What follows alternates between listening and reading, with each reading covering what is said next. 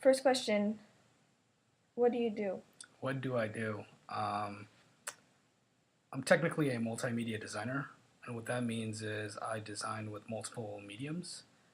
So that includes video production, music, photography, graphic design, web design, and how all those things come together to create interesting things. Have you always wanted to do this? No. I actually originally, when I was younger, wanted to do something in science and engineering and things like that. But in high school, when you start liking girls, it's a lot more interesting to be artistic than That's to true. be um, a A nerd. doctor, Yeah, yeah. but I mean, all those even the science stuff sort of plays into what I do now. How does it play into what you do? A lot of the way I work is very calculated and mathematical, even though the output or the end result can be creative. It can be photographic or musical.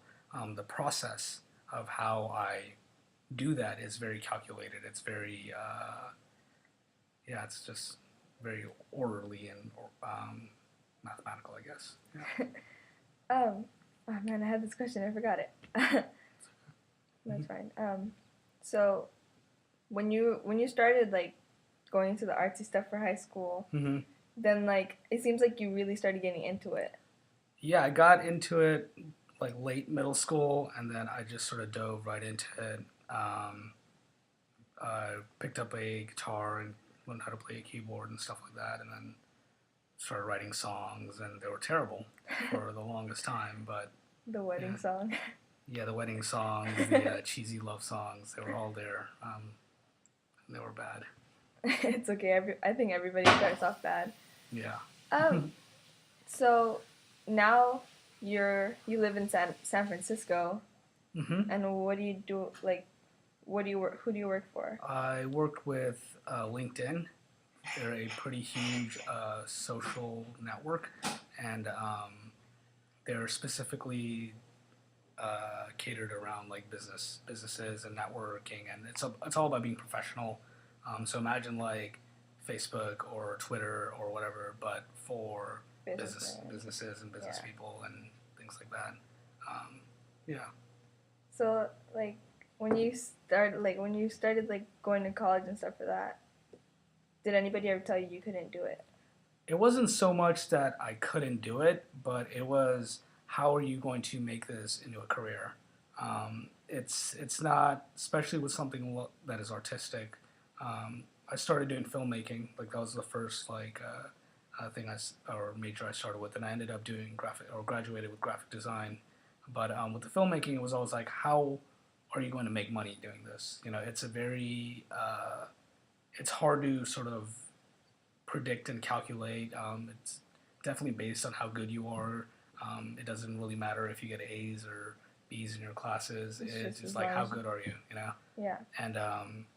And it took a while for me to figure out what I wanted to do, like actually wanted to do, but it was really mostly just about trying out a bunch of stuff and failing a lot. And at a certain point, when you failed enough, things start clicking. Yeah. So, what did you do in that time? Like like kind What of do you mean? like jobs. What did you do to try Oh, to like help build up where you are yeah. now? So I mean, I had a lot of odd jobs. I worked with, while going to school for filmmaking stuff like that, and it was a lot of like customer service stuff. I did like temp work at offices, doing clerical work. It wasn't until like my fourth or third year in college I was actually had a job that was anywhere related to creativity.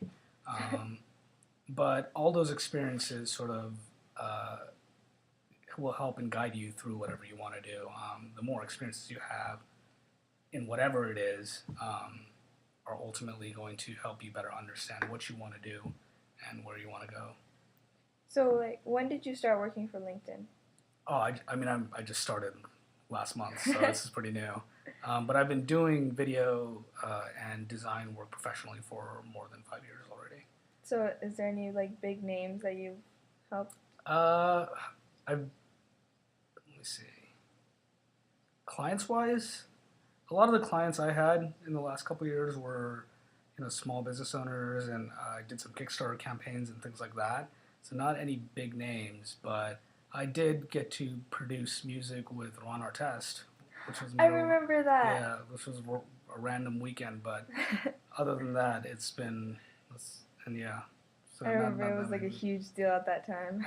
Yeah, it was kind of ridiculous spending a weekend in his studio just making beats. Yeah. Did you guys ever end up like finishing everything? I never ended up finishing anything with him. He was kind of like always kind of did want to do his own thing. One of my friends actually still works with him doing beats.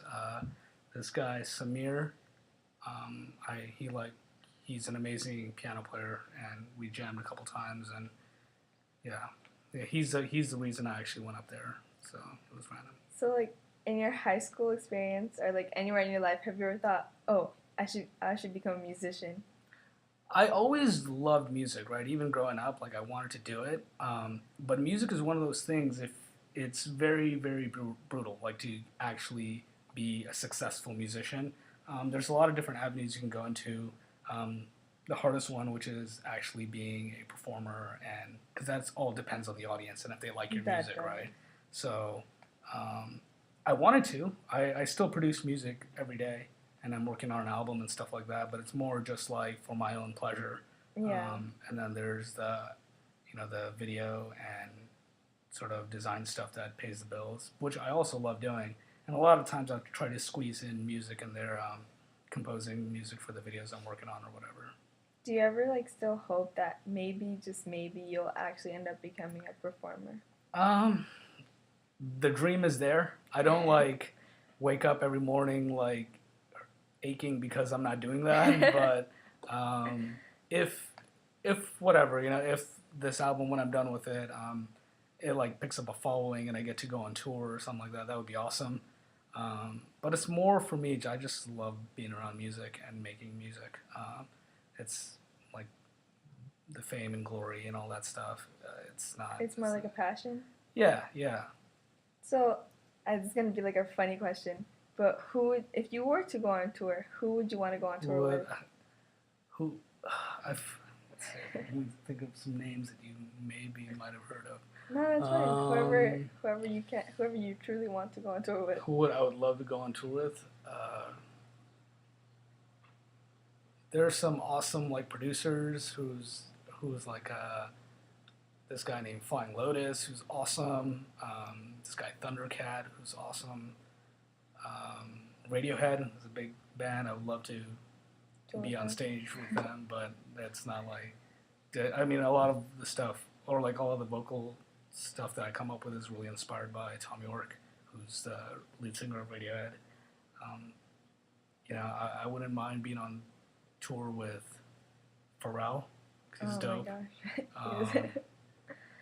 Or Selena Gomez. I mean, that's cool too. No, I'm just kidding. Okay, if you get married anytime soon. So yeah. One last question. Oh man, I had this question. I keep forgetting the questions I want to ask. I totally forgot my question. I'm such a loser right now. Okay. That's fine. Alright, we got just a couple more minutes. So yeah. I'm so bad at this. Performing. Oh yeah, that's what the question was. Can you tell me about Supermarket Love? Because I've heard you guys mention this all the time, and everybody would talk about it, and I have no idea what it is.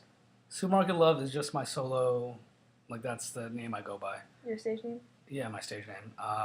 And it's just me. I produce beats, and I'll work with vocalists, rappers, just like friends that I know who are very talented, and we'll just collaborate and stuff. So, yeah, that's what Supermarket Love is. It's just me, and then I will work with random people.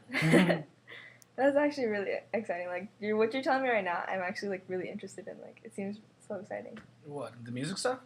Yeah, just like what you do. Like you're just like it's you know what it's all about. It's just for me. I never got bored, and I would always find something to do. And once I started messing around with music, it was like when I started like messing with music, I actually started learning how to record.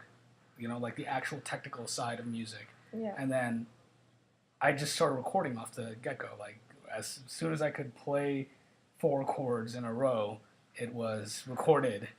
And I did terribly for like I would say 5 years, just like producing terrible music. And then at a certain point, you finally understand what you want to do and just continue doing it. So, are there is there any advice you could give me? For just like how to do what I want to do. Like, is there anything you can say? Don't be scared. You're young right now, so explore. Don't be scared. Don't be scared that people are going to laugh at you, because people will. And it's okay. Who cares? They're just people. So, yeah, and yeah, try to do stuff that's weird.